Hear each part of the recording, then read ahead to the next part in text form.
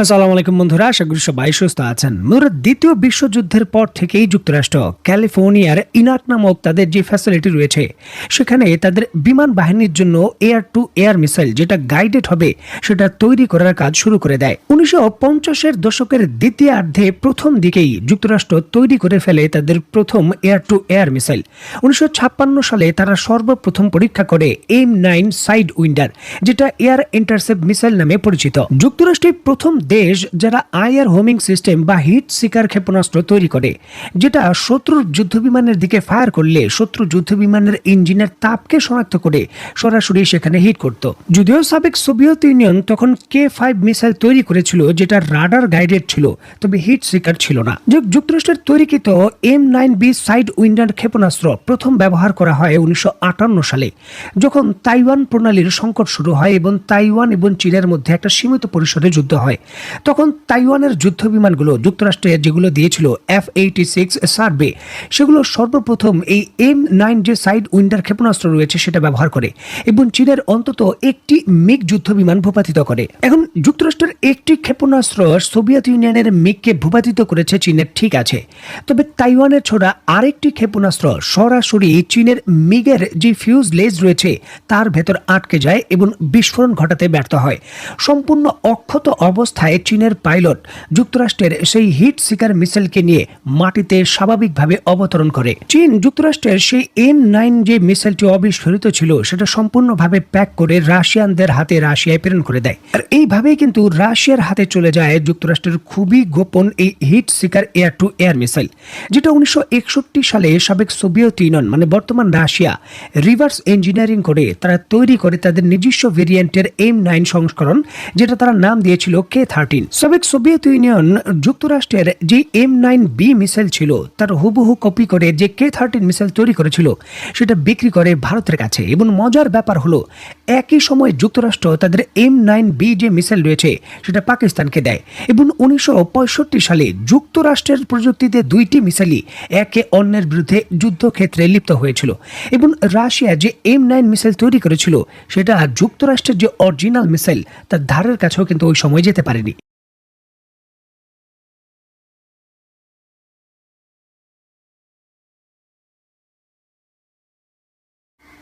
বর্তমান আধুনিক যুদ্ধক্ষেত্রে এয়ার টু এয়ার মিসাইলই হলো মূল পাওয়ার, যেটা আমরা কিন্তু ভারত এবং পাকিস্তানের মধ্যে কিছুদিন পূর্বেই যে সংঘর্ষটা হয়েছে সেখানে দেখেছি।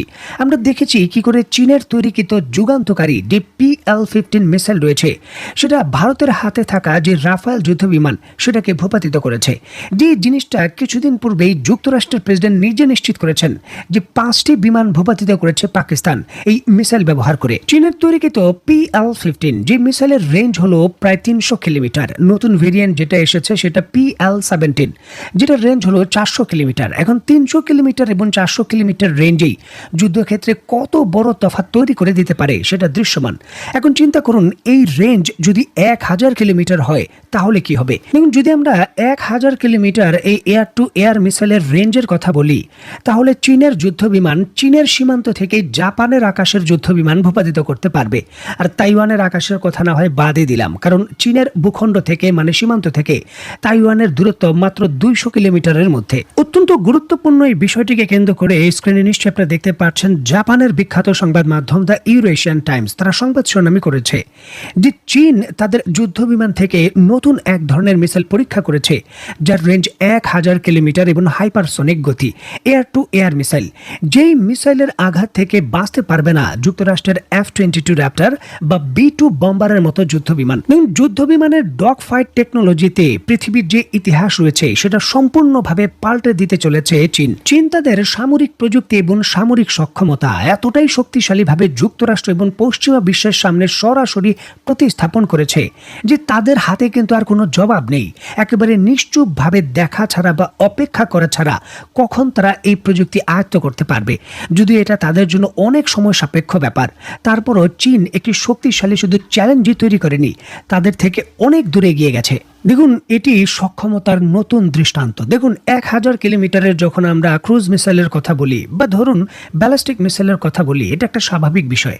কারণ প্রায় ২,০০০ কিলোমিটার গতিতে ছুটছে এমন কোনো টার্গেটকে আঘাত করবে সেই মিসাইলগুলো, এমন কোনো জটিলতা বা চ্যালেঞ্জ নেই। তবে যখন আমরা ১,০০০ কিলোমিটার রেঞ্জের এয়ার টু এয়ার মিসাইলের কথা বলি, তখন বিষয়টা একটা ভিন্ন লেভেলের। কারণ ১,০০০ কিলোমিটার দূরের চলমান যে টার্গেট রয়েছে সেটাকে রাডারে শনাক্ত করতে হবে এবং গাইডেন্স করতে হবে মিসাইলকে। তারপরে কিন্তু ১,০০০ কিলোমিটার দূরে উড়ন্ত যেই যুদ্ধ বিমান রয়েছে বা বোমারু বিমান রয়েছে সেখানে হিট করতে পারবে মিসাইল। চীন প্রযুক্তিগত এই সমস্যাগুলোকে সকল কিছুকে উত্তরণ করতে সক্ষম হয়েছে এবং তারা এমন প্রযুক্তি, এমন টেকনোলজি আয়ত্ত করেছে যেটা ১,০০০ কিলোমিটার দূর থেকে বিমানকে শনাক্ত করতে পারবে এবং তাকে গাইডেন্সও করতে পারবে মিসাইলকে হিট করার জন্য। এটি একটি নজিরবিহীন সক্ষমতা।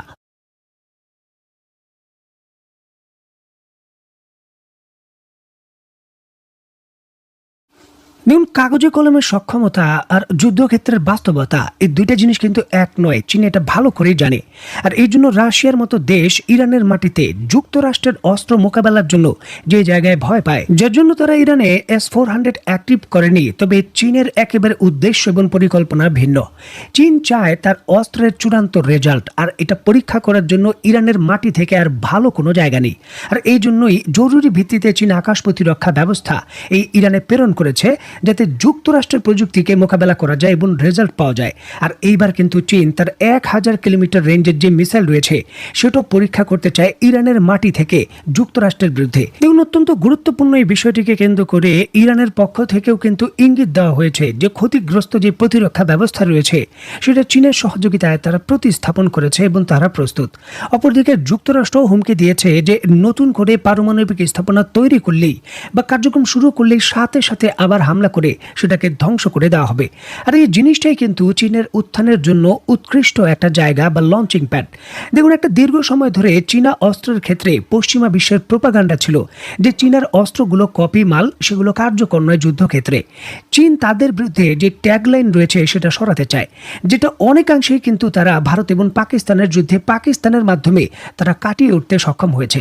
আর এইবার তারা সরাসরি যুক্তরাষ্ট্রের বিরুদ্ধে ইরানের মধ্য দিয়ে সেই ট্যাগলাইন হটিয়ে নতুন সুপার পাওয়ার হিসাবে তাদের অবস্থানটা পাকাপোক্ত করতে চায়। দেখুন, পুরো পৃথিবীর যে অস্ত্রের বাজার রয়েছে, যেখানে পশ্চিমা বিশ্বের আধিপত্য চলছে, সেটা গুড়িয়ে দিতে চায় চীন। আর সেটা তারা করতে চায় ইরানের মাধ্যমে, ইরানকে সহযোগিতা করে। দেখুন, সরাসরি চীন যুক্তরাষ্ট্রের অস্ত্রকে মোকাবেলা করার জন্য যুদ্ধক্ষেত্রে নামতে চায়। রাশিয়ার মতো পিছু হতে সে চায় না। তার পরিষ্কার কথা, আমি যে অস্ত্র তৈরি করেছি সেই অস্ত্র কাগজে কলমে সক্ষমতা থাকলে হবে না, যুদ্ধক্ষেত্রের বাস্তবিক সক্ষমতা দেখাতে হবে। যার জন্যই কিন্তু ইরানকে সকল ধরনের সহযোগিতার জন্য এই ঐতিহাসিক চ্যালেঞ্জিং সিদ্ধান্ত নিয়েছে চীন, যেটা বাস্তবায়ন হচ্ছে খুবই দ্রুত। সুতরাং ইরানের ইস্যুকে কেন্দ্র করে যুক্তরাষ্ট্র এবং ইসরায়েল যে জিনিসটা বাস্তবায়নের একেবারে সহজ সমীকরণ দেখছে, বিষয়টা তত সহজ সমীকরণ হবে না। তো বন্ধুরা, অত্যন্ত গুরুত্বপূর্ণ এই বিষয়গুলোকে কেন্দ্র করে যখন আরও নতুন আপডেট আসবে সাথে সাথে আপনাদের আমি জানাতে চেষ্টা করব। সেই পর্যন্ত সবাই ভালো থাকবেন, সুস্থ থাকবেন এবং বাংলাদেশকে ভালোবাসবেন। দর্শক, সম্পূর্ণ ভিডিওটি দেখলেন, আশা করি বিষয়টি বুঝতে পেরেছেন। এই নিয়ে আপনার গুরুত্বপূর্ণ মন্তব্যটি অবশ্যই কমেন্ট বক্সে জানিয়ে দিবেন। ধন্যবাদ।